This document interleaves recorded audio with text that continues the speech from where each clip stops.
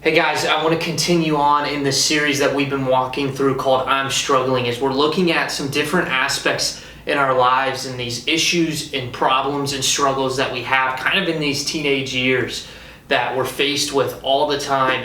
And we've looked at kind of this idea of failure. We've looked at addiction and that area of struggle, and we also looked at last week at kind of like body image. And so this week I really want to hone in on this idea of peer pressure.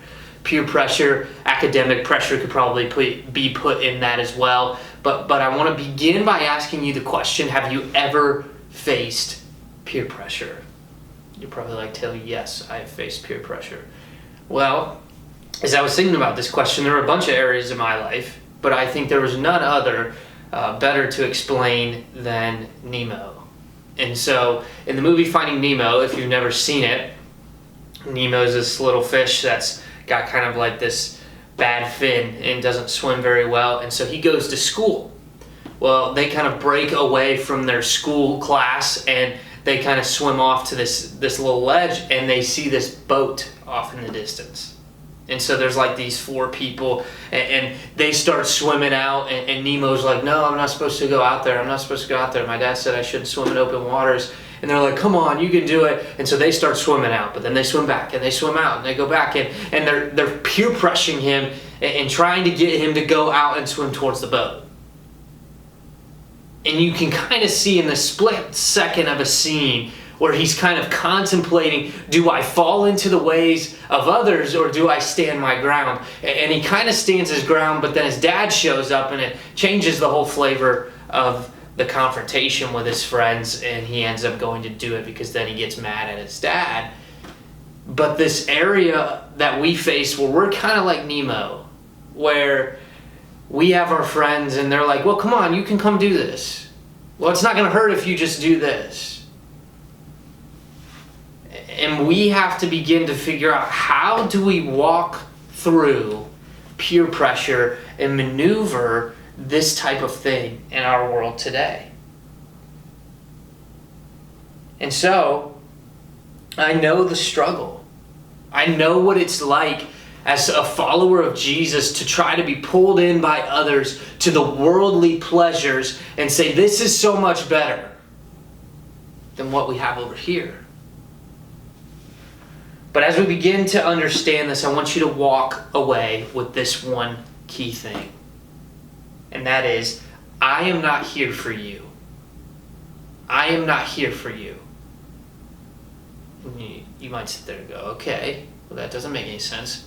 Let me unpack it for you. So to begin this, here I want to just explain the definition of peer pressure. If you're like, I don't totally understand what it is. With Merriam-Webster's dictionary definition says, peer pressure is a feeling that one must do the same things as other people of one's age and social group in order to be liked or respected by them.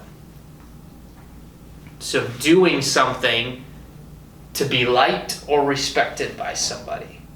And so I think there's an interesting verse that really touches on this subject in Galatians 1.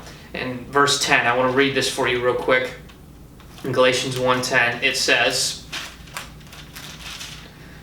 For am I now seeking the favor of men or of God? Or am I striving to please men? If I were still trying to please men, I would not be a bondservant of Christ. You say, Taylor, okay, I understood some of that. Let me read it in the NLT for you, because this is where I think it really sheds good light.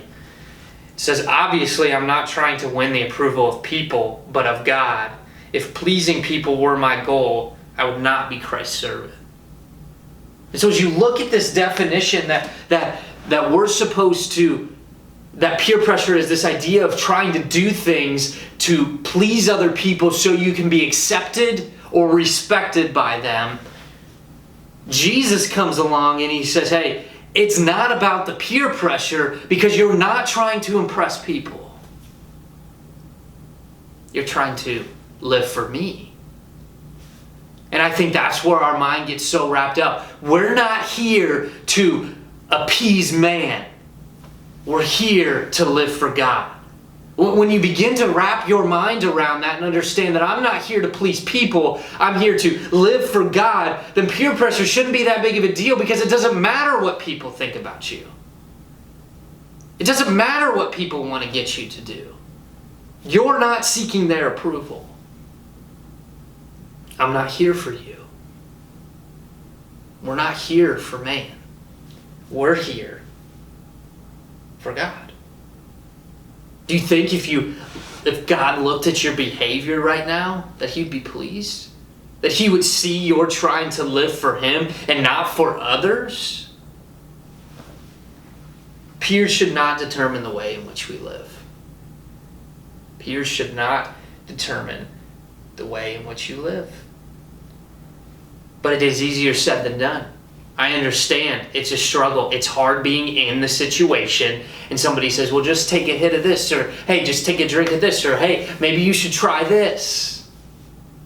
And to look like the weird one that's on the outside going, no, I can't do that. It's hard. But I think when you begin to step back and go, okay, I'm not here to impress people. I'm here to live for one person. It changes your perspective on peer pressure. You begin to not worry what people are trying to do. Hey, maybe you should try this. Well, to be honest with you, I don't do that. Well, why not? Are you scared, or are you afraid? Well, no, I just don't do it. And I'm not really here to impress you. I'm not really here to go along with your ways. I'm here for something else. And someone else that's a lot better and is a longer lasting fulfillment. Live for God, not for people. Then there's the other side of it. It's like, okay, I understand there are situations you're going to be put in, and it's really hard because you're not thinking about, well, I'm not here to please man, or sometimes it's your friends and they pull the wild card on you and you don't expect them to do that, because if you have friends that are peer pressuring you, then you should probably understand you need to take a step back. Are they really your friends? But there are some times where they pull the wild card and you don't expect them to act that way, and then they begin to kind of face that peer pressure in a different aspect. And there's a great verse in 1 Corinthians, the last verse, and I'm wrapping it up. It says here in 1 Corinthians 10, verse 13, the NLT again, because I think it does well to explain it. The temptations in your life are no different from what others experience. And God is faithful. He will not allow the temptation to be more than you can stand. When you are tempted, he will show you a way out so that you can endure. See, God wants you to understand that it's not about the temptations, that there's no way out. God always provides a way out. We think it's easier to just go ahead and fall into the sin, yet we don't look left or right where we see the escape door that God's left there for us. It's like when you're in an escape room and there's a way out, and you begin to do all these pieces to the puzzle, and everything's done and you get it done, and it's like, but I can't get out of the room, and you forget to just look at the door that it's now open. God does that in these areas when you're tempted with peer pressure. God always provides a way out. You have to look for it. You have to see that there's an escape route that God's put, because there's no temptation that can overtake you. God is faithful, and he will provide you that way out, but you have to be looking for it.